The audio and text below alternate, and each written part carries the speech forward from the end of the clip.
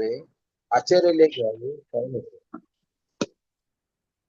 संचित सांगाती बोळवण सवे आचरले धावे फळ तेरे. तुका म्हणे शेकी स्मशानतेवरी संबंध गोवरी आगीसवे.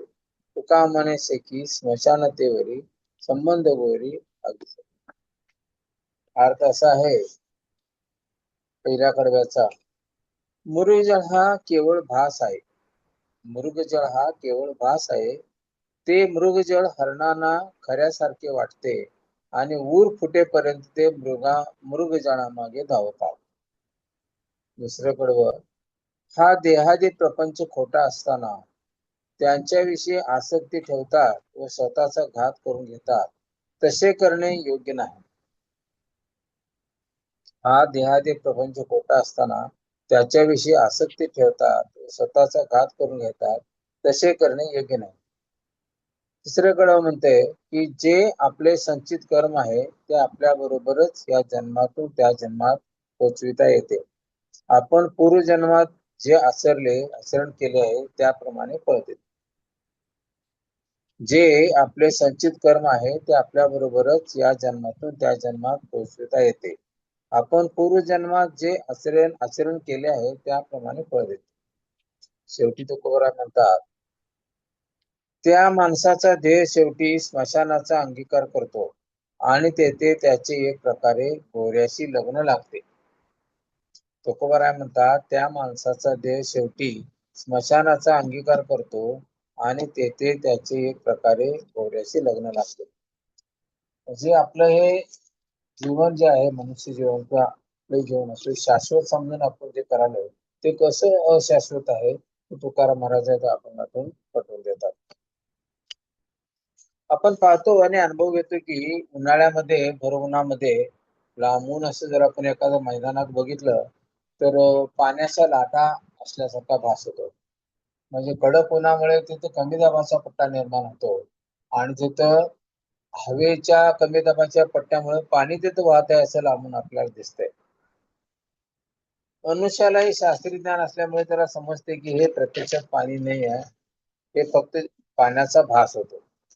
परंतु हरिण किंवा कुठल्या प्राण्यांना विशेष करून विवेक बुद्धी नसते.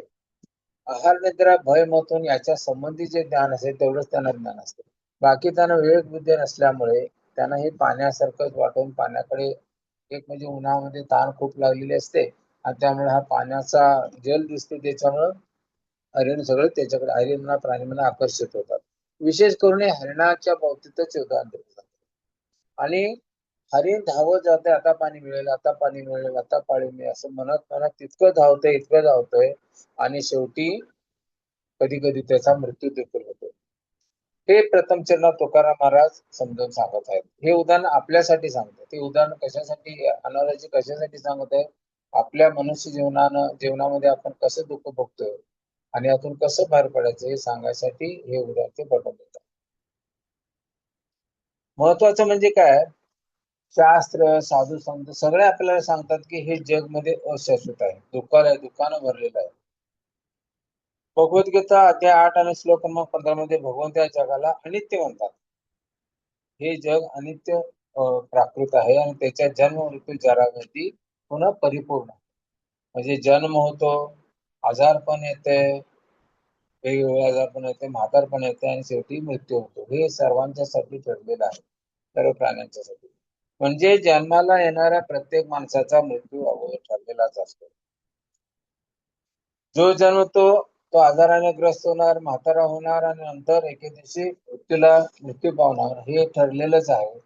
तरी सुद्धा हे माहीत असून सुद्धा आपण या प्राकृत जगात सुख शोधायचा प्रयत्न करतो. जिथं सुखाचं अस्तित्वच नाही तिथं सुख शोधण्याचा प्रकार म्हणजे किंवा सुख शोधण्याचा प्रयत्न करणे म्हणजे त्या हरिणासारखाच प्रकार आहे. हे हरिण जे उदाहरण दिले भगवंतांनी तेच दिले. इतके दिवस आपण पाहतो की इथं सुख कुठं नाही आहे, सुख मिळतच नाही, इतकं परिश्रम करून सुख मिळतच नाही. तरी सुद्धा आणि भगवान सुद्धा म्हणतात हे दुःखालय, हे जे भौतिक जग आहे दुःखालय अशाश्वत आहे आणि दुःखालय आहे. ते भगवान सुद्धा सांगतात, साधू संत सांगतात, तरी आपण हे शाश्वत जगणार आहोत त्या कल्पनेनं आपण तिथे जगत असतो. ज्यावेळी युधिष्ठिर महाराजांना यक्षाने प्रश्न विचारला होता. एकदा पांडव म्हणजे वनात गेलेले असताना त्याला कुंती देवीनं खूप ताण लागला आणि त्यावेळी मग कुंती देवीने ह्या पांडवांना युधिष्ठिरने सांगितलं अगोदर नकुलला की जाऊन इथे जवळपास कुठं तलाव आहे का बघ पाणी घेऊन. तर तो तलावात त्या पाणी आणायला गेला त्यावेळी तिथे यक्ष होता. तर त्यांनी प्रश्न विचारला की पाणी घेत असताना विचारलं की तू पाणी घेऊ शकत नाहीस तू. आणि तुला घ्यायचं जर असेल तर माझ्या प्रश्नाचे उत्तर दे मग तुला पाणी. मग नकुलने त्याच्यावर दुर्लक्ष केलं की हे काय सांगतोय म्हणून. मग त्यांनी पाणी घेतलं आणि पाणी प्राशन करत असताना तो मृत्यू पावला. त्यानंतर उशीर झाला म्हणून युधिष्ठिर महाराज म्हणले नकुल आले नंतर सहदेवला पाठवतात. सगळ्यात लहान कोण नकुल त्याच्यानंतर सहदेव. मग सहदेव आले. सहदेव पण तिथे गेले पाहिलं तर तोच बघितलं तर नकुल तिथे मृत्युमुखी पडलेले होते. मग त्यावेळी आणि परत यक्ष म्हणाले की माझ्या प्रश्नाची उत्तर दे आणि मग पाणी घे अन्यथा तुझा मृत्यू होईल तुझ्या भावाचा जसा. तर त्यांनी पण तेच केलं आणि त्यांचाही मृत्यू झाला. त्यानंतर आले अर्जुन. अर्जुनला पण तोच प्रकार घडला. त्यानंतर अर्जुन पण मृत्युमुखी पडला आणि शेवटी आले भीम. मग भीम आल्यानंतर भीमाने पण तेच तेच प्रकार घडला. चारी पांडवांचा तोच प्रकार घडला आणि ते मृत्युमुखी पडले. त्यानंतर युधिष्ठिर महाराज म्हणले आता चौघे जण गेले किती वेळ गेले कुणीतरी शोध घेतो म्हणून कोणत्या राणीने महाराजांना तिथे बसवलं आणि शोध घ्यायला आलं तरी चारही मृत्युमुखी पडले होते. तेवढ्यात ते यक्षाने सांगितले की असं असं घटना घडलेली आणि हे चारही लोक माझ्या आज्ञेचं पालन केले नाहीत आणि पाणी घ्यायचा प्रयत्न केला म्हणून त्यांचा मृत्यू झाला. तर तुमचं म्हणणं काय? तर म्हणले माझ्या प्रश्नाचे उत्तर द्या तुम्ही मग पाणी घेऊन जा. मग त्यांनी प्रश्न विचार त्या प्रश्नामध्ये सर्वश्रेष्ठ अनेक प्रश्न आहेत ते त्यातला महत्वाचा प्रश्न म्हणजे ह्या जगात आश्चर्य करणारी गोष्टी त्यांनी विचारलं होतं. तर त्यावेळी युधिष्ठिर महाराज म्हणाले की प्रत्येक माणसाचा मृत्यू होतो हे आम्ही सर्वजण बघतो. सर्वांना माहिती सर्वजण बघतो की कधी ना कधी एका माणसाचा प्रत्येक माणसाचा मृत्यू होतो. तरी पण आम्ही शाश्वत जगणार आहे अशा आविर्भावात आपण जगत असतो. हे सर्वात आश्चर्यमय गोष्ट आहे या भौतिक जगात. युधिष्ठिर महाराज म्हणतात. म्हणजे आपण पाहतो की सर्व लोक ही चार स्थितीतून जातात जन्म मृत्यू जरा व्याधी. तरी सुद्धा आपण शाश्वत जगणार आहोत अशा गोष्ट प्लॅनिंग करत असतो. आज काय आज जागा घेतली उद्या काय घर बांधायचं उद्या काय आता छोटं घर बांधायचं याच्यापेक्षा मोठं बांधायचं त्याच्यापेक्षा मोठं बांधायचं अमुकामुखी गाडी आहे अमुक ही गाडी आता आउट ऑफ तुमचं मार्केट झालं दुसरी गाडी. हे जे आपले प्रयत्न सुरू आहेत ते कधी थांबत नाही ते प्रयत्न सुरूच असतात. म्हणून आपण या हरणाप्रमाणे आपली स्थिती झाली आपल्याला माहिती आहे तरी सुद्धा याच्या पाठ लागलोय आणि असं कधी धावून धावून धावून धावून एक दिवस आपला कधी मृत्यू होतो हे माहित नाही. आणि ते कमवलेला ते सगळं इथल्या ते सोडायचं आणि निघून जायचं क्षणाचं एक क्षणभर सुद्धा विलंब करू देत नाही मृत्यू आपल्या समोर आला तिला पाहायचं.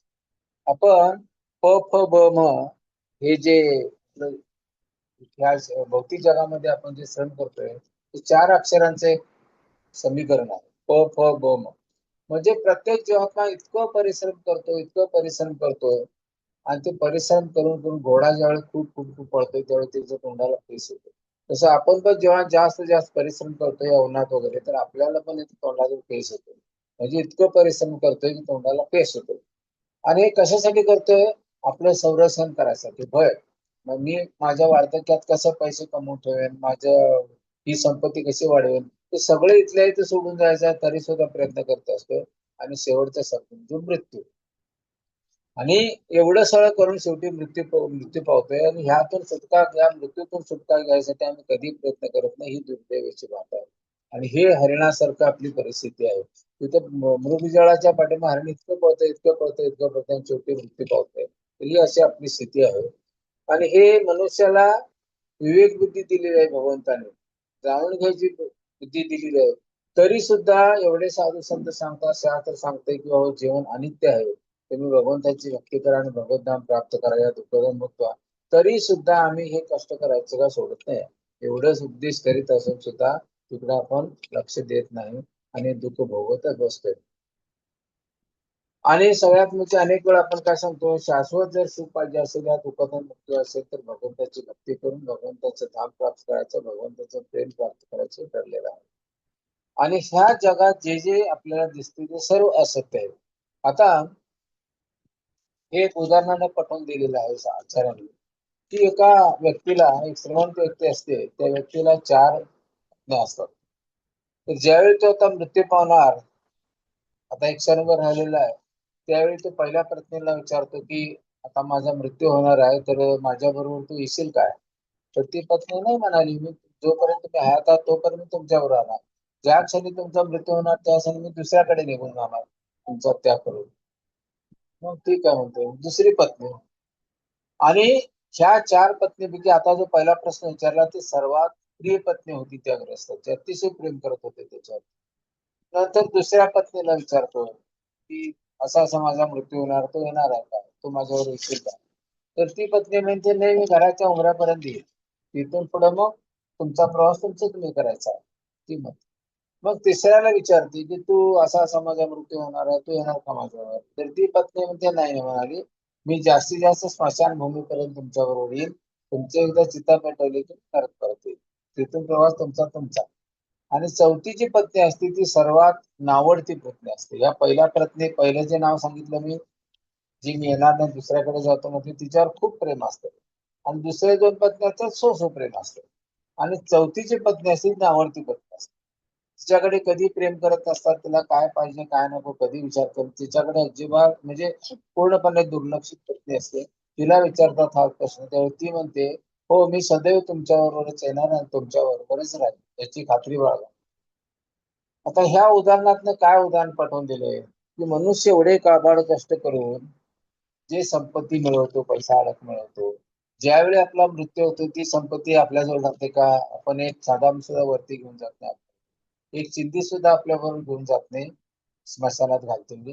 तर मी संपत्ती सगळी दुसऱ्याच्या नावाने निघून जाते, म्हणजे जी आपण संपत्ती मिळवलो ती मृत्यूच्या क्षणी दुसऱ्याकडे निघून जाते. म्हणजे पहिल्या पत्नीचं उदाहरण. दुसरी पत्नी म्हणजे घरातल्या स्त्रिया. घरातल्या स्त्रिया ज्यावेळी एखाद्याचा मृत्यू होतो, ते घराच्या दारापर्यंत प्रेत उचलूपर्यंत तिथे जातात. काय आक्रोश करायचे ते करतात. नंतर त्या घरात बसतात, ते प्रेत घेऊन जातात कशामुळे. तिसरी पत्नी म्हणजे आपले नातेवाईक, मित्रवर्ग सगळा जो असेल तो कुठेपर्यंत आपल्याला पोहोचवला येतो, स्मशानभूमीपर्यंत येतो. स्मशानभूमीत एकदा का चिता पेटली की झालं, निघून आले ते. आणि ही तीन प्रकार झाले, तीन पत्न्यांचे. आणि शेवटची पत्नी म्हणजे परमात्मा. परमात्मा सदैवाने सदैव आपल्या हृदयात असतोय आणि सदैवाने सदैव आपले हितचिंतक असतात. भगवंत म्हणजे परमात्माचे स्वरूप आहे भगवंताचं, ते सदैव सदैव आपले हितचिंतन करत असतात. तरी सुद्धा आमच्या संपूर्ण आयुष्यामध्ये त्यांची भक्ती करण्याकडे आपल्याकडे वेळ नसते आणि कौली नसते. आपण इंद्रिय तृप्ती करू, ते आपल्या पहिल्या पैसे जमवायसाठी कष्ट करू, घरातल्या जे आमच्यावर अवलंबून आहेत नातेवाईक त्यांच्यासाठी कष्ट करू, मित्रांच्यासाठी कष्ट करू, परिवारांच्यासाठी कष्ट करू, पण भगवंताची भक्ती प्राप्त हो, भगवंताचं प्रेम प्राप्त हो म्हणून आपण किती करतो, तिकडे पूर्णपणे दुर्लक्ष करतो. तरी भगवंत असं कधी म्हणतात का, एवढे दिवस झाले तुम्ही भगवंत माझी भक्ती करत नाही, बाकी इंद्रिय तृप्तीमध्ये अडकून राहता पण माझी भक्ती अजिबात करत नाही, मी तुम्हाला पाणी देणार नाही, अन्न देणार नाही, हवा देणार, असं भगवंत कधी म्हणतात का? ते इतके सुहृद आहेत आपले, इतके प्रेमळ आहेत, ते आपण भक्ती करीत नसून सुद्धा आपल्यावर ते प्रेम करतात.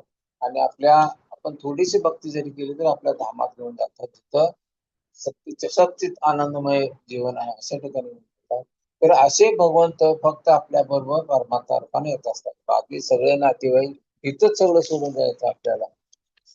तर अशासाठी आपण किती प्रयत्न करतो, ह्या उदाहरणात ते पाठवून दिलेलं आहे.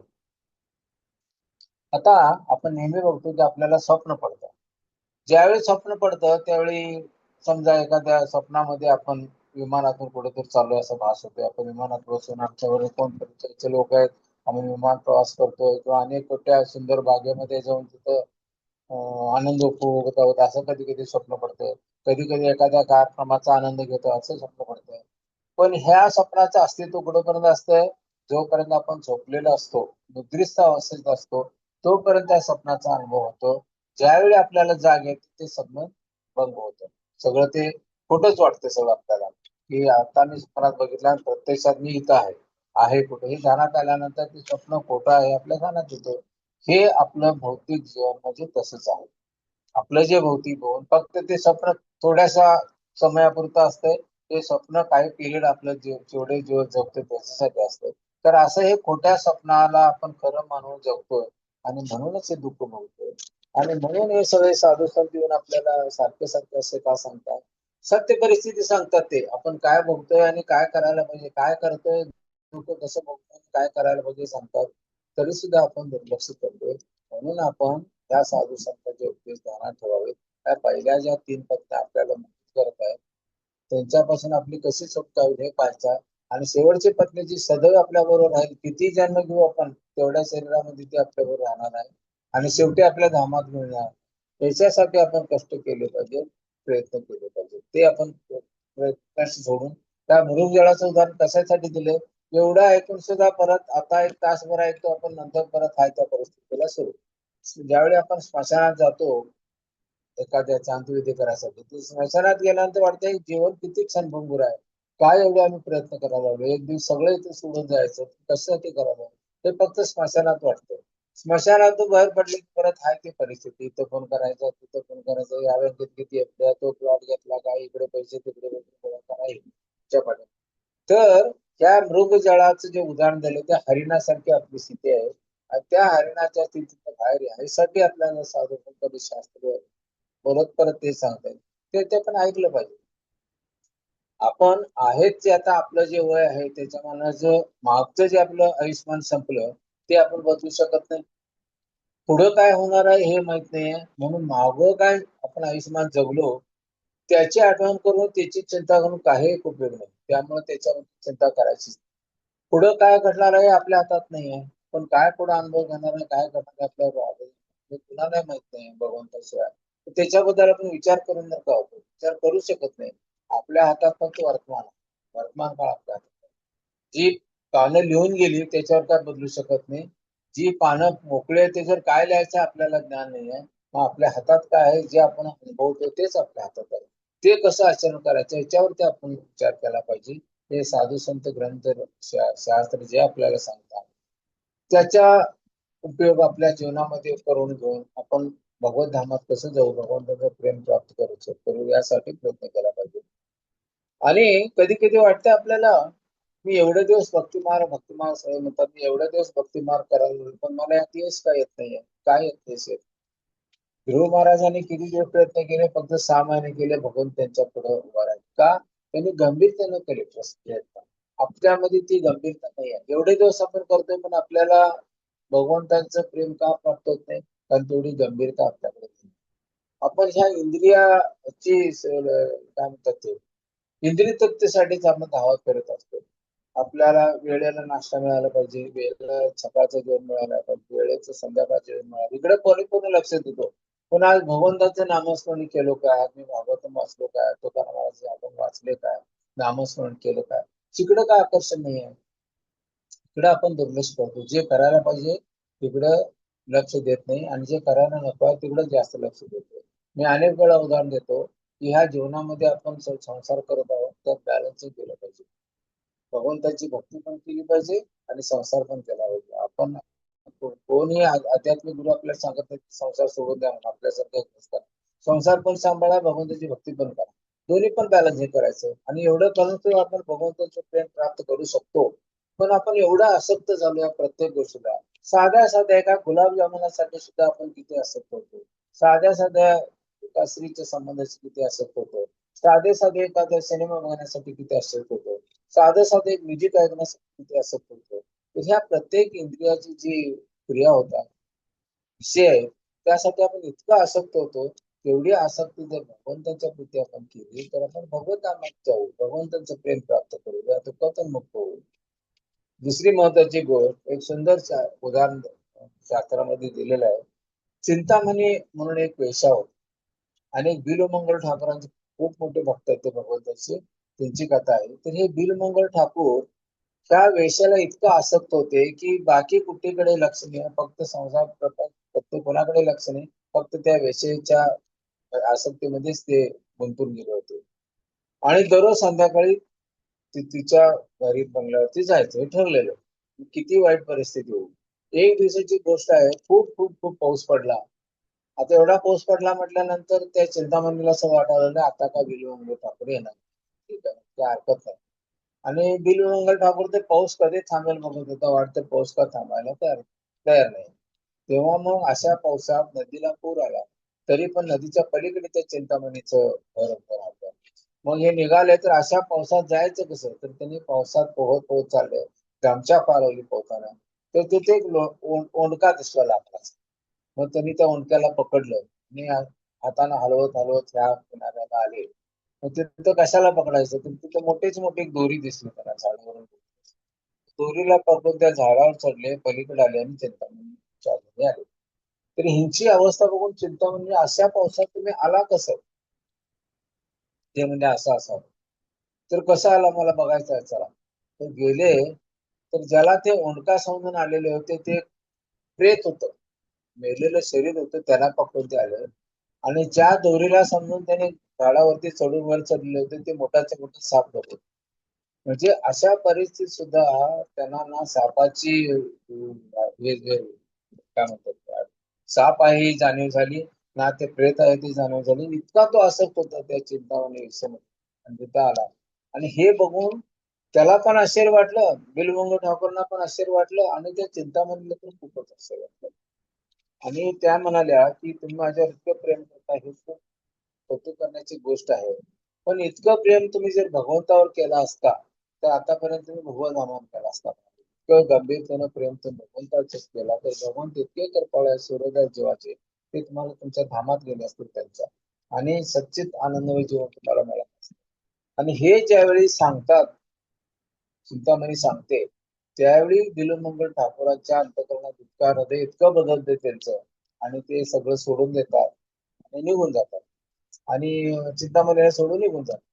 पण हे मन इतकं प्रभावी आणि घाणेरडं आहे आपलं. असं आपल्याला वाटतंय की माझं मन माझ्या काबूत आहे, पण अजिबात नाही आहे.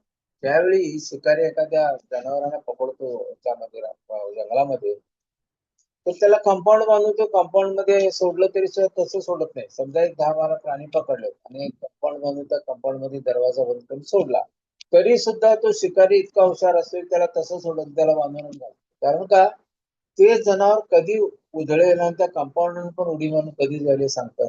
तसं आपलं हे मन आहे. आपल्याला वाटतं की माझं मन आता नियंत्रणात आहे, माझ्या मनावर माझं नियंत्रण आहे आणि मी मनाला माझ्या ताब्यात ठेवलं. अजिबात नाही.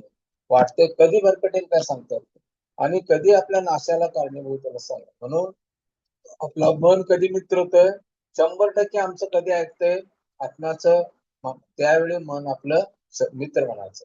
आणि कधी ज्या मनाला आपण कंट्रोल करत नाही ते आपले शत्रू असतात. म्हणून मनाला मित्राप्रमाणे वागायसाठी आपण सदैव प्रयत्न केला पाहिजे, तरच आपण यातून सुटू.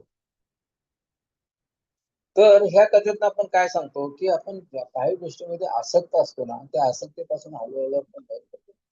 मी तुम्हाला अनेक वेळा सांगितलं, आपण व्यवहारात जगत असताना कर्म कसं केलं पाहिजे. कर्माचे 3 प्रकार आहेत. तर कुठले कर्म, सकर्म, अकर्म आणि विकर्म. सकर्म म्हणजे काही इच्छा ठेवून केलेलं कर्म. आपण भगवंताची भक्ती करतो, काही करतो त्याच्यामध्ये इच्छा असते अमुक-अमुक हे प्राप्त व्हावे. काय पण करत असताना हे प्राप्त होईल कामना असते, इच्छा असते. त्याला सकर्म म्हणतात. आणि हे कर्म शास्त्रानुसारच केलं जातंय, पण कामना असते. भौतिक कामना असते. आज मला संपत्ती मिळू दे, सुंदर पत्नी मिळू दे, सुंदर मुलं मला प्राप्त होऊ दे, मला नोकरी मिळू दे, माझ्या मुलाला नोकरी मिळू दे, या इच्छा असतात. पण ते करत असताना अवैध मार्गाने करत नाहीत. शास्त्रात जसं नमूद केलेलं आहे वेदामध्ये त्याप्रमाणे केलं जातं. पण त्या कर्माच्या पाठीमागे आपली इच्छा असते ही नाही. विकर्म म्हणजे काय, शास्त्राच्या बरोबर विरुद्ध कर्म. शास्त्रात काय आहे ते बघायचं नाही, आणि विकर्मातले लोक हे नेहमी दुःख भोगत असतात. सहकर्मामधले लोक यांच्यामध्ये इच्छा असतात, त्यांची इच्छा पूर्ण झाली की ते कर्म संपते, परत दुसरी काहीतरी इच्छा निर्माण होते, त्या इच्छेसाठी परत कर्म केले जाते, प्रयत्न केले जातात, आणि कर्माची संकला चालूच असते. हे सहकर्म झालं. विकर्म म्हणजे शास्त्राच्या विरुद्ध केलेलं कर्म. मग दरोडे, अत्याचार लोकांच्या वरती, चोरी, दरोडा हे सगळे करत असतात, किंवा लोकांना फसवणे हे सगळे विकर्म असतो, जीवांना त्रास देणे. आणि ह्या कर्मामुळं, पहिल्या कर्मामुळं आपण ज्या भौतिक इच्छा असतात त्या पूर्ण करतो, आणि त्यातनं पुण्य प्राप्त होते. आणि त्या पुण्याचा भोग घ्यायसाठी, आनंद घ्यायसाठी आपल्याला सर्व लोकात किंवा उच्च लोकात जावं लागतंय. आणि हा पुण्याचा जो संचय आपण या कर्मानं केलेला असतो, तो संचय संपला म्हटलं की परत आपल्याला त्या लोकातून ढकललं जातं. समजा स्वर्गामध्ये गेलो आपण आनंद घ्यायला, स्वर्गातली सुख इतकी उच्च कोटीची असतात तिची तुलना आपल्या भौतिक जगाशी होत. तिथं हा जीवात्मा हे कर्माचा जो स्टॉक आहे, आपला बॅलन्स आहे, तो घेऊन गेला, तिथं आनंद भोगतोय. पण ज्यावेळी तुमचं ते पुण्य संपते त्यावेळी तिथं परत पृथ्वी तलावर यायला लागतं. हे झालं सकर्माचा परिणाम. विकर्म म्हणजे, विकर्म कर्म म्हणजे पापमय कर्म असं असेल, त्याच्यामुळं खालच्या निम्न योनीमध्ये आपला जन्म होतो. किडा, मुंगी, काय असेल ते प्राणी, किंवा नरकात अनेक यातना भोगायला होतात, हे शास्त्राच्या विरुद्ध केलेलं कर्म. आणि तिसरं कर्म म्हणजे सगळ्यात महत्वाचं अकर्म. ज्या कर्मामुळे तुमचं पुण्यफळ पण तयार होत नाही आणि पापफळ पण तयार होत नाही, ते कर्म आपल्याला बंधनाला कारणीभूत होत नाही. आणि ते कर्म कोण स्वीकारते? भगवंत स्वीकारतात. असं कर्म केलं तरच आपण या भौतिक जगातून मुक्त भगवंताला प्राप्त करू. म्हणून शक्यतो आपण अकर्म करण्याकडे कल असावा. सकर्म जेवढं हे शरीर जिवंत ठेवायसाठी आपल्याला करायला पाहिजे, भगवंताची भक्ती करायसाठी पण शरीर तर ठीकठाक असलं पाहिजे, तेवढ्यासाठी जेवढं करायचं तेवढं सहकर्म करायचं.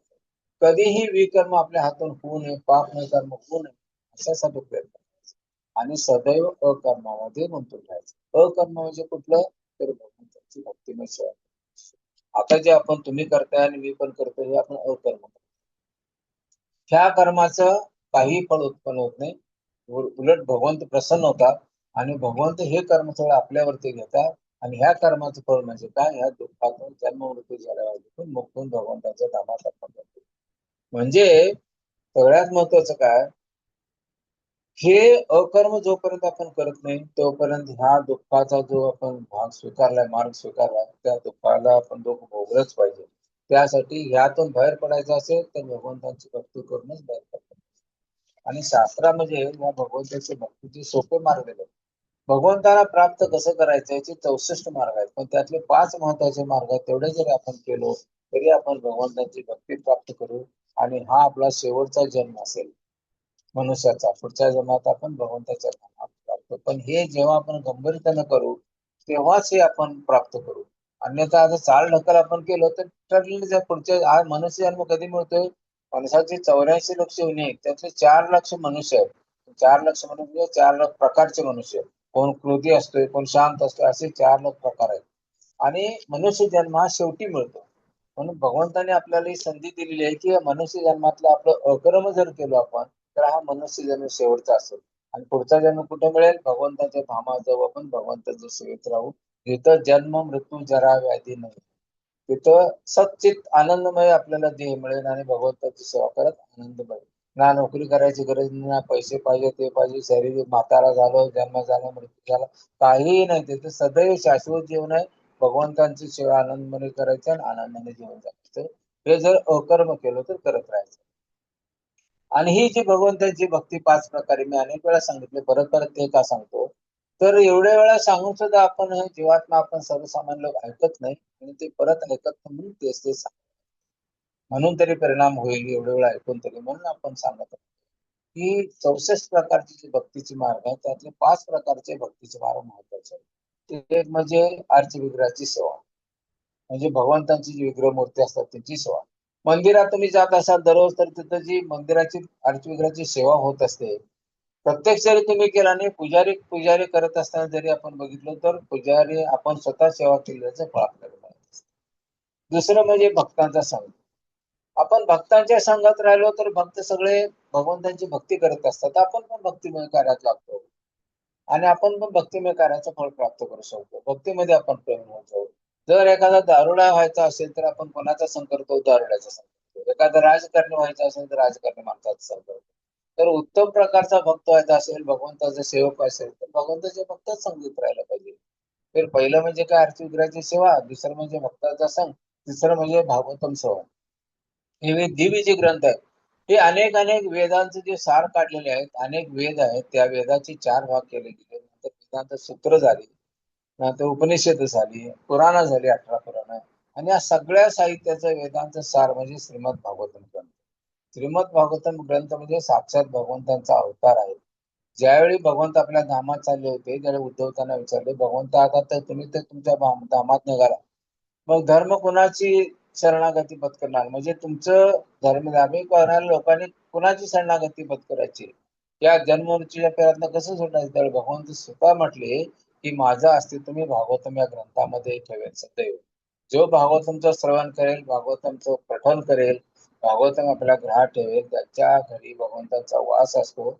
आणि जो भागवतम श्रवण करतो किंवा भागवतम पठण करतो त्याला यमराज आपल्या यमदूतांना सांगतात की हे जे भगवंताची भक्तिमय कार्य करतात, हरिनामाचा जप करतात, भागवतम वाचतात, भागवतम पठण करतात, श्रवण करतात, त्यांच्या जवळ सुद्धा फिरकायचं नाही म्हणतात ते. म्हणजे यमदूत जरी आले तर जे भक्तिमय कार्य करतात त्यांच्या जवळपास सुद्धा यमदूत येत नाही. मग तिथं कोण येतात? विष्णुदूत येतात आणि आपल्याला भगवंताचं. पण हे कधी? आपल्याला वाटेल मी आता आज नामस्मरण केलं, उद्या मला पुढचा माझा मृत्यू न ते विष्णू लोकात जाईल. अजिबात नाही आहे. तेवढ्या गंभीरतेनं आपण भक्ती केली पाहिजे आणि तेवढी पात्रता प्राप्त केली पाहिजे, तरच आपण तिथे जाऊ. अन्यथा थोड्या ह्या गंभीरतेने जर आपण भक्ती केली तर परत जन्ममृत्यूच्या फेऱ्यात अडकू. त्यासाठी मी मगाशी जसं सांगितलं, आपला हा मनुष्याचा जन्म भगवंतांची भक्ती करून भगवंताच्या धामात जावं यासाठी दिलेला आहे. तर त्याचा उपयोग आपण त्याच्यासाठीच केला पाहिजे आणि भगवंताची भक्ती करत. आता पहिला काय सांगितलं मी? आत्मविग्रहाची सेवा. तर भक्तांचं सांग. तिसरं म्हणजे धामवास. भगवंताने कुठं कुठं लीला केल्या? आता पांडुरंगाच्या लीला, विठ्ठलांच्या लीला कुठं घडल्या? पंढरपूरमध्ये घडल्या. भगवंत श्रीकृष्णाने लीला मथुरामध्ये केल्या, वृंदावनमध्ये केल्या. तर असे जिथं जिथं भगवंतांचे अवतार अनेकांनी कुठं कुठं लिहिला, त्या धामाना वास, तिथे जाऊन आपण राहायचं, वास करायचा, हे सांगतात. मग आता आपल्याला वाटेल आता आपण कुठं कुठं जायचं, भगवंतांनी किती लिहिला, कुठं कुठं केल्या आणि आपण कुठं कुठं जायचं? तर अजिबात नाही आहे. जी जी भगवंतांची मंदिर आहेत, त्या पंढरपूरचं मंदिर, इस्कॉनचं इथं हरे हरे कृष्ण यांचं, राधा वृंदावनचंद्रचं, आरकेबी तुमचं, दुसरी अनेक अनेक जी निगडीला मंदिर आहे, अनेक अनेक जी मंदिर आहेत प्रत्येक गावात इस्कॉनची, ती सगळी भगवंतांची धाम. कारण भगवंतांची विग्रह तिथे स्थापन केलेले आहे. नारद पंचरात्री विधीप्रमाणे भगवंतांचे विग्रह तिथे स्थापन केले आहेत. म्हणजे साक्षात तिथं भगवंतांचा वास करतो. कारण ह्या कलियुगामध्ये आपण भगवंतांना पाहू शकत नाही या चर्मचक्षुने. म्हणून भगवंतांनी काय केलं की या अर्चविग्रह रूपात आपल्याला स्थापन केलं. हे सर्वसामान्य जीव या कलियुगातला माझं दर्शन एवढं कठोरतेनं प्रयत्न करणं त्याला शक्य नाही आहे. तर भगवंत स्वतः मंदिरात अवतार झाले. आपण जाऊन फक्त त्यांचं दर्शन करायचं आहे. आणि दर्शन घ्यायला आपण जेवढे उत्सुक असतो त्याच्यापेक्षा हजारो पटीने भगवंत आपल्याला दर्शन द्यायला उत्सुक असतात, तिथं जायचं. पहिली गोष्ट काय सांगितली मी? अर्चविग्रहाची सेवा. घरात जर आरती वगैरे असेल तर आनंदाने तुम्ही सेवा करा. जरा फोटो असतील त्यांची सेवा करू शकताय. आणि नसेल आपण मंदिरात येतो तर मंदिरात सेवा जे करत असतात पूजारी त्यांचं दर्शन घेतलं तरी ती पूजा आपण केल्याचं फळ आपल्याला मिळतं. 3 गोष्टी झाल्या. आणि चौथं म्हणजे भगवंताच्या नामाचं नामस्मरण. नामस्मरण आपण करत राहायचं नेहमी.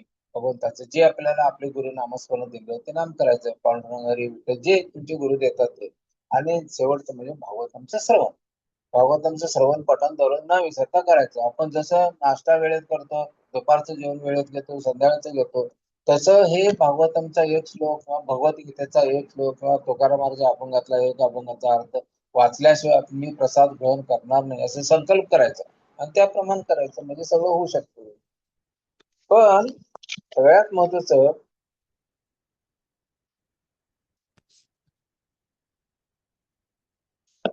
महत्वाचं म्हणजे उदाहरणाच्या शास्त्रामध्ये दिले जातात. हे काय करायचं? तर हे आपलं जे शरीर आहे पंचमहाभूताने बनलेलं आहे.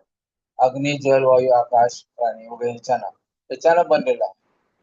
पोकळीनं वगैरे. तर हे जे शरीर आहे पंचमहाभूताने 5 जड पदार्थांना बनलं आहे. हाडामांसाने जे बनलेलं आहे, त्यात पृथ्वी आहे, जल आहे, अग्नी आहे, वायू आहे, आकाश आहे. बरोबर आहे? तर ह्याचं पोषण आपण हे जड अन्न खाऊन करतो. आता जे आपण अन्न खातो, पाणी पितो, हे सगळं ह्या जड शरीराचं पोषण करायसाठी आहे. आणि आत जो आत्मा आहे तो सूक्ष्म आहे. मग त्याचं पोषण कसं होणार? त्याचं पोषण ह्या जड पदार्थानं होत. ती भगवंतांची भक्तिमय कार्य करून मला प्रसन्नता आणली पाहिजे. जोपर्यंत आपण भगवंताची भक्ती करत नाही तोपर्यंत आत्मा कधी प्रसन्न होत नाही. का? तर आपण भगवंताचे अंश आहोत. भगवंताचे अंश असल्यामुळं आपल्या सच्चित आनंदमय आपलं शरीर आहे, पण आपण भगवंतापासून विभक्त झालो म्हणून हे दुःख भोगतोय. आणि ह्या दुःखातून बाहेर काढण्यासाठी भगवंत आपल्याला हे ग्रंथाद्वारे आणि आचरणाद्वारे संत साधू उपदेश देतात. म्हणून आपण जास्तीत जास्त प्रयत्न करून ह्या दुःखाला आपण कसंच भगवंताच्या नाम जाऊ यासाठी प्रयत्न केले पाहिजे. मग साधं उदाहरण आपल्या शास्त्रामध्ये काय दिलं जातं की एखादा पोपट आपण घरी आणून ठेवतो. मग तो पोपटाचा पिंजरा आपण सजवतो आणि त्यानंतर त्याच्या पोपटाला आपण खायला पण घालत असतो. पण हे करत असताना नुसताच पिंजऱ्याचं आपण संरक्षण केलं, पिंजरा सोन्याचा आहे की चांदीचा आहे की लोखंडाचा आहे, कशाचा का असेना, पण पिंजराच आहे ना तो.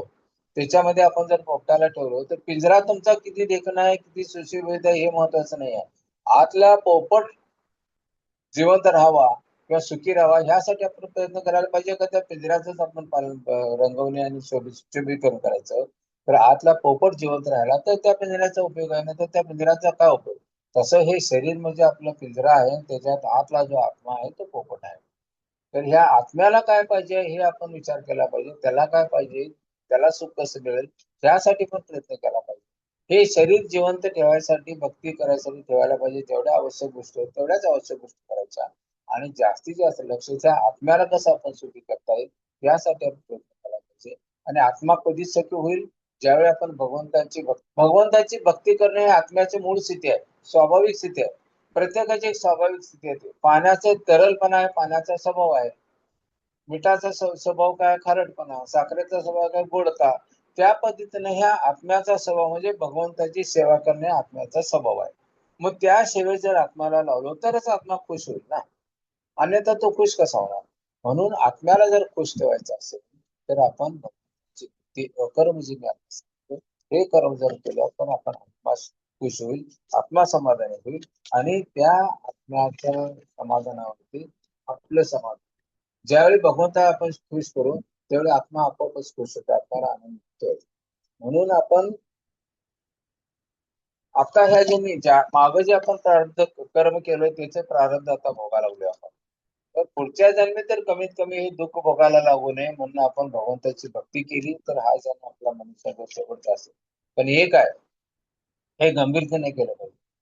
आणि मी जे करालो हे गंभीर करालोय की नाही हे कधी कोण सांगणार आपल्याला. कारण आपल्या मनात काय आहे हे बाहेरचे कोण सांगू शकत नाही, भगवंताशिवाय कोण जाणू शकत नाही. म्हणून आपणच आपल्या मनाला विचारायचं की मी सुखी का नाही आहे, मी का गंभीरतेने प्रयत्न करत नाही. मी सगळ्यांना सांगतो मी गंभीरतेने करतो, पण किती गंभीरतेने करतोय त्या प्रश्नात उत्तर फक्त आपलं मनच आपल्याला देऊ शकतं. म्हणून आपल्याला वाटते की आपण समाजामध्ये भक्तांना पाहतो, भक्तांना पाहिलं की आनंद व्हायला पाहिजे. मग ते भक्त कुठलाही असू दे, कसाही असू दे. भक्त पाहिल्यानंतर भगवंताची आठवण स्मरण होते आपल्याला. पण भक्त आल्याला आनंद होतोय. तरी आपल्या मनात कधी-कधी येतो, हा आपल्याला भेटावा, ह्याच्याबद्दल आपुलकी वाटते, हा नको भेटायला असं वाटतंय.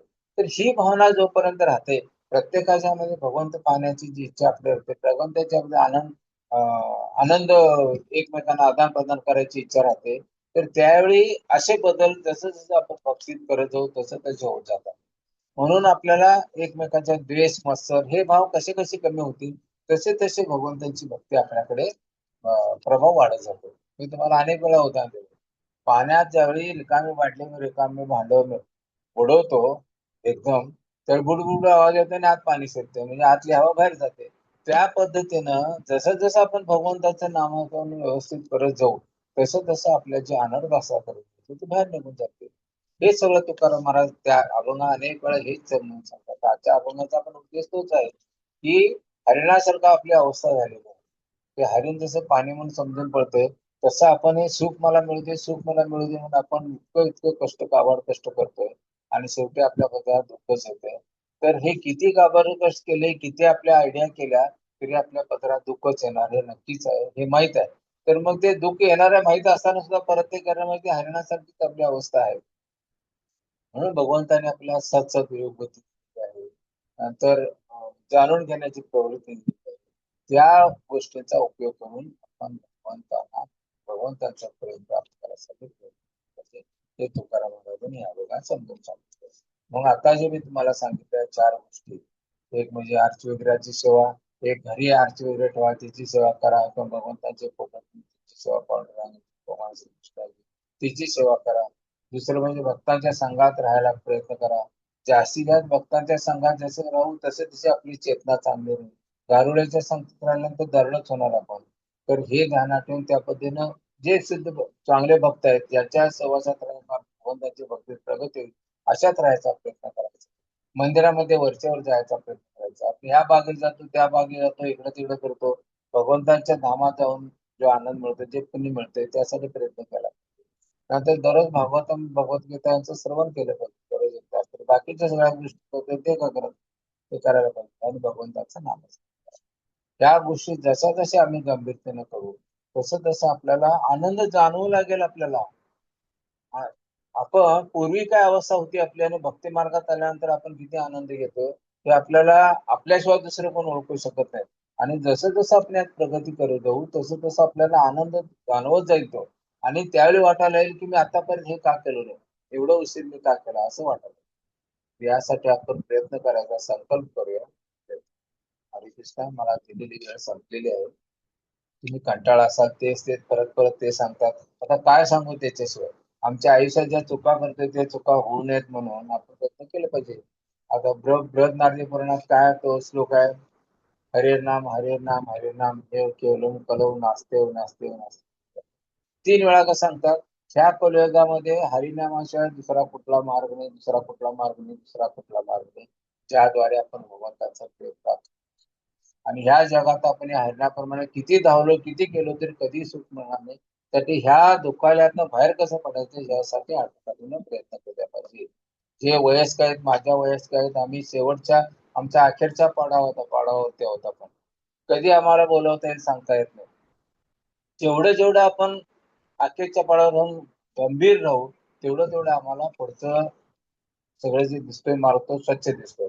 अन्यथा परत जन्म मृत्यू जरा व्याधी कुठे कुत्रा मांजर होऊन आपल्या ह्याच गल्लीत फिरत राहू. तर हे नको आहे म्हणून जास्तीत जास्त भक्तिमय मार्गात आपण राहिलं पाहिजे. त्यासाठी प्रयत्न करू. हरे कृष्णा. ऐकत आहात ना? हो प्रभूजी. हरे कृष्णा. दंडवत प्रणाम प्रभूजी. खूप छान माझी वेळ प्रभूजी संपली. तुम्ही कोणाला सांगितलं. हो शंका असतील प्रभू. तर विचारा. कोणाला काही प्रश्न असेल तर विचारू शकता तुम्ही अनम्यूट करून.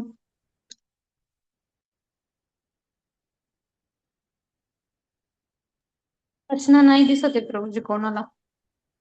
क्लास समजलेला दिसतोय सर्वांना. असं गृहीत धरू आपण. आवडलेलं असेल किंवा काय आवडलेलं नसेल म्हणून काय विचारायला नको, पण असं पण होत असेल. दोन्ही पण गोष्टी होऊ शकतात. हो आणि प्रभूजी. एक मी प्रामाणिकपणे सांगतो, मी म्हणजे सारखी मारायसाठी असं नाही. ज्यावेळी मी तुम्हाला उपदेश देतो त्यावेळी मी त्याचं अनुकरण करतो की मी पहिल्यांदा करतो. आणि दुसऱ्या सांघिक ब्रह्मज्ञान स्वतः कोरडा पैसा असं नाही. मी आणि आमची मिसेस पहाटे आम्ही 3:30ला उठतो आणि रात्री संध्याकाळी 9ला झोपतो. आणि राहिलेल्या वेळात एक जेवण खाण्यासाठी ते 2 तास जात असतील बाकीच्या कार्यासाठी. बाकी सगळा वेळ आपण भगवंतांच्या सेवेत किंवा भगवंतांच्या जपामध्ये घालवतो. त्यासाठी प्रयत्न करत आहोत. गंभीरता किती आहे ते भगवंताच्या हातात आहे. आम्ही प्रयत्न करायचा आमच्या हातात आहे. त्यात यश देणं भगवंताच्या हातात आहे. पण आपण प्रयत्न तर केले पाहिजेत. आम्ही करतो. आणि ह्यासाठी ह्या शक्ती दे, प्रेरणा दे म्हणून आम्ही भगवंताच्या चरणी प्रार्थना करतो. कारण मी करतो म्हणून काही होत नाही या जगामध्ये. भगवंताची इच्छा असेल तरच होत. आम्ही एक पाऊल पुढे गेलो तरी भगवंत 10 पावलं पुढे येतात. म्हणून आपण भक्तीची जर इच्छा करू, कामना करू तर भगवंत आपल्याला मदत करतात. आणि आपल्याला अशी जाणीव होईल ही इच्छा तुमच्या मनात आली आणि ते फळ झालं. मला वाटलं आता एवढं लांब मंदिर आहे 7-8 किलोमीटर कसं जाऊ, बसेस मिळेल काय? त्यावेळी तुम्हाला बस वेळेत मिळणार, सगळ्या गोष्टी वेळेत मिळणार आणि वेळेच्या अगोदर तुम्ही मंदिरात पोहोचणार. तर असं भगवंत खूप मदत करतात. तुम्ही फक्त मनात इच्छा करून बघा भक्तीच्या संबंधितली. भगवंत सगळ्या पुऱ्या करतात 100%. आणि हे माझे हो आतापर्यंतचे अनुभव आहे. म्हणून हो आम्ही पण प्रभूजी. हे तर बरोबर आमचं बोलले आयुष्य तुम्ही. जे आहे ते जास्तीत जास्त भक्तिमय कार्यात कसं घालू यासाठी आम्ही प्रयत्न करत असतो आणि भगवंत त्यात यश पण देतात. उठल्यानंतर भगवंतांना प्रार्थना करायची, भगवंता कालचा दिवस गेला तुझ्या कृपेमुळे आतापर्यंत जेवढं मला पालन पौर्णिमाचं तूच केलास. आता इथनं राहिलेलं आयुष्य मला तुझ्या भक्तीमध्ये लाव, जास्तीत जास्त भक्ती सेवा माझ्याकडून घडवून दे. त्यासाठी मला कर. बस भगवंत सगळं करतात. ठीक आहे. हरे कृष्ण. हो प्रभूजी. हे तर एकदम तुम्ही बरोबर बोललेत प्रभूजी. भगवंत पूर्ण करतात आध्यात्मिक इच्छा. आध्यात्मिक गोष्टी हा. मला हो उद्या आध्यात्मिक. लॉटरी लागू दे मी लॉटरी काढतो नाही ते नाही. भगवंतांची आध्यात्मिक प्राप्ती व्हायसाठी भगवंतांचं प्रेम प्राप्त करायसाठी जे आपण करू ते सगळं भगवंत. विश्वास असला पाहिजे, खात्री असली पाहिजे हा. कारण भक्तीमध्ये विश्वास आणि प्रेम खूप महत्वाचं आहे, श्रद्धा. ठीक आहे. हो हरे कृष्ण. हो प्रभूजी. धन्यवाद प्रभूजी. हरे कृष्ण. थँक्यू व्हेरी थांबूयात मच. आपण इथे प्रभूजी. थांबूया आपण. हो, हरे वंशकल्पतरुभ्यश्च कृपा कृष्ण. सिंधुभ्यश्च पतितानां पतितानां पावनेभ्यो पावनेभ्यो वैष्णवेभ्यो नमो नमो नमः. अनंत कोटि वैष्णववृंद की वैष्णवेभ्यो. जय. श्री प्रभुपाद जी की जय. श्री श्री राधा वृंदावन चंद्र की जय. हरे कृष्ण. माताजी आणि एक माझी विनंती होती. काय प्रभूजी? माझी एक विनंती होती तुम्हाला. हो प्रभूजी बोला आता ना. आता तुम्ही परवा मायापूरला गेलता ना, हो प्रभूजी. त्यावेळी 2 लेक्चर मिस झाले आपले. हो प्रभूजी. तर माझी एक आपल्या चरणी नम्र विनंती होती की तुम्ही ज्यावेळी जाताय त्यावेळी असं शक्य होईल का कोणाला तरी जोडून द्यायचं? हा कारण काय बरोबर. हे याच्यात खंड पडता कामा नये असं मला वाटतंय. अगोदरच आपण आठवड्यातून 1 दिवस घेतोय शनिवारी. हो हो आणि हो त्यात पण प्रत्येकाच्या तुमच्या म्हणा, आमच्या म्हणा सगळ्यांच्या जबाबदाऱ्या असतात. त्या जबाबदाऱ्या पण सांभाळल्या पाहिजेत आणि हे पण चाललं पाहिजे. असं तर काय पर्यायी व्यवस्था करता येत असेल शक्य तर बघितलं तर बरं होईल असं मला वाटतं. हो हो प्रभूजी, मला पण ते वाटलं. पुढच्या वेळेस शनिवारी चुकवायचं नाही. शनिवारी चुकवायचं नाही असं थोडं हा असलेलं बरं वाटतंय. ऍटलिस्ट मी मीटिंग चालू करून देऊन कोणाला तरी होस्ट बनवून मग मी हां, हां. कुणाला तर जबाबदारी एकानं ज्यावेळी तुम्ही बाहेरगावी जाताय कुणाला तर ऍडजस्ट करून जावा तुम्ही. हो हो प्रभूजी, नक्की नक्की. प्रयत्न करा तुम्हाला होत असेल तर. नाही नाही, बघून होईल काय प्रभूजी, काही तुमच्या मनात काय होते. ठीक आहे? होईल होईल. अरे किंवा जे शिकवतायत त्यांनाच मी होस्ट बनवून देईन, कोणी नसलं तर, आणि आणि मग भागवतमचे क्लास आमचे चालू राहील. आमचे रेग्युलर भागवतमचे क्लास असतात ना, त्याला जरा वेगळा हो. पर्याय आहे. तुमचं वेगळं आहे. शनिवार ते शनिवार असते. हा, आमचं आठवड्यातून एकदा. बुधवारी आणि शुक्रवारी असते. मग बुधवारी होय. कधी-कधी भक्ती वैभवचा क्लास असेल तर त्या माताजी आम्हाला ते कुठल्या दिवशी ठेवतात ऍडजस्ट अगोदर त्याच अरेंज करतात.